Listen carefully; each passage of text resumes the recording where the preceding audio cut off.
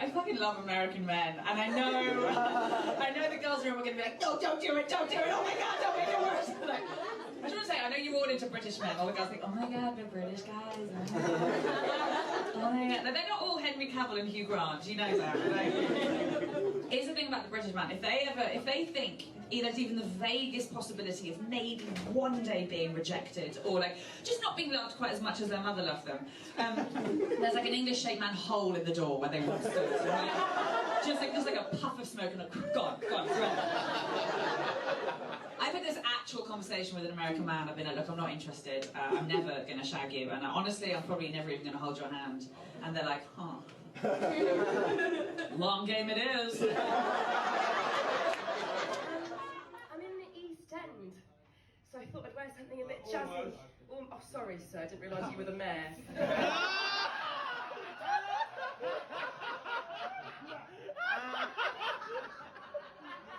I now live in South London, and I'm really glad I moved to South London.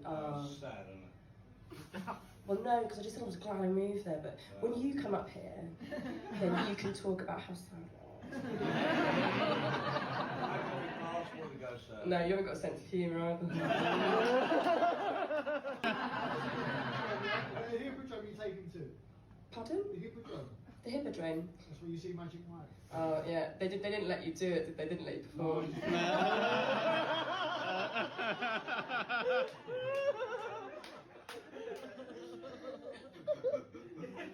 I'm actually dating a lot of clapping guys recently, Elliot. I'm dating a lot of clapping guys. I'm skint. What have they got to clap? What's your name? Mervyn. Mervyn. Why don't you Mervyn? This is on camera. You have no idea how many views it's going to get. I'm used to it. Are you? Yeah, from the Daily Mail.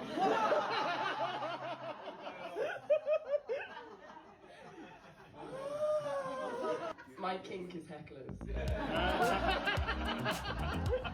Like, I'm something. Hi, I'm Marcus, and I'm the idiot on the comedy circuit.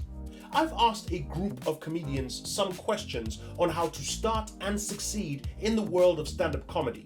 Subscribe to this channel to see what their answers were, as well as to chart my progress on stage, be it crushing or crashing. More likely the latter than the former. You can also follow my progress on social media. I am ION Comedy on Twitter and ION Comedy Circuit on Instagram, TikTok, and Facebook. Here is today's video.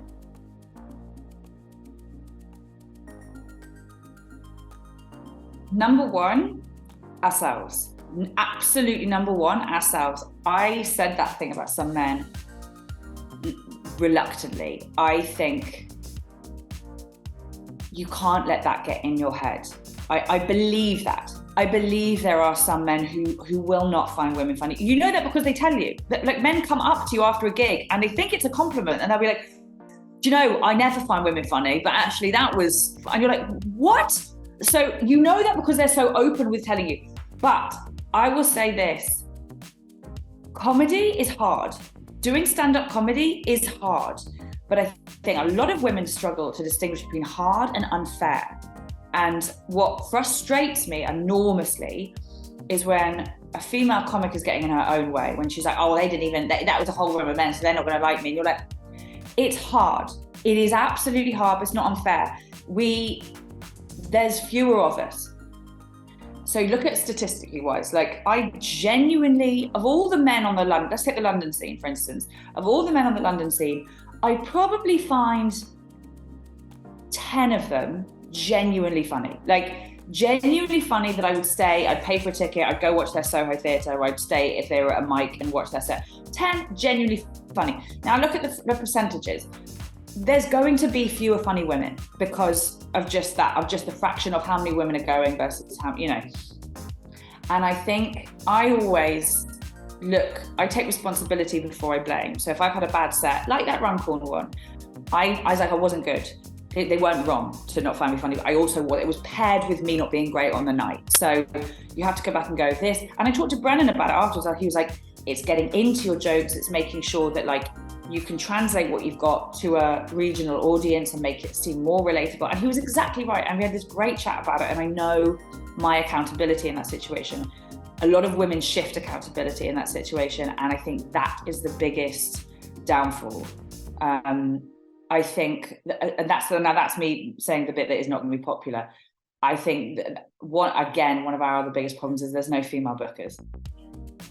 Comedy is relatability. Like, comedy is relatability. I find people funny who I can see myself in, male or female. If they do something that I'm like, oh my God, yeah, I like, we don't have any female bookers, really. I mean, there's a couple of nights. I mean, me, Katie, because we do ours.